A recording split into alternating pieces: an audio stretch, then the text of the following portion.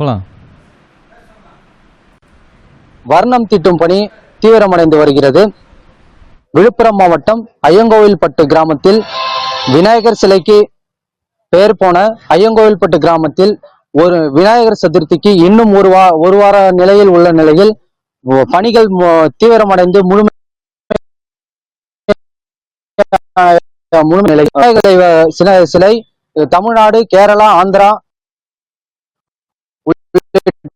மாநிலங்களுக்கு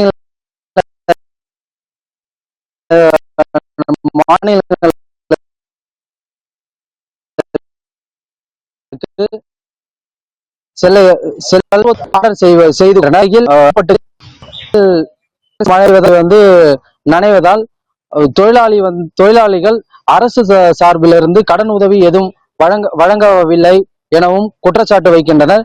இந்த கடன் உதவி அனைத்து தொழிலாளர்களுக்கும் வழங்கினால் இன்னும் எங்களது வியாபாரம் நல்லா இருக்கும் எனவும் தெரிவிக்கின்றனர்.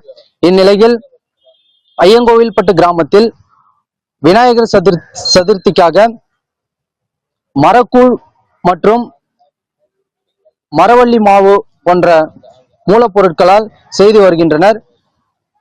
இதனைத் தொடர்ந்து ஐயங்கோவில்பட்டு கிராமத்தில் 50க்கும் மேற்பட்ட குடும்பத்தினர் வசித்து வர இந்த விநாயகர் செய்யும் தொழிலை செய்து கொண்டு வந்தனர். விநாயகர் சிலை செய்யும் பணியை தீவிரம் காட்டி வருகின்றனர் என்பது குறிப்பிடத்தக்கது. விழுப்புரத்திலிருந்து செய்தியாளர் ஜெயக்குமார்.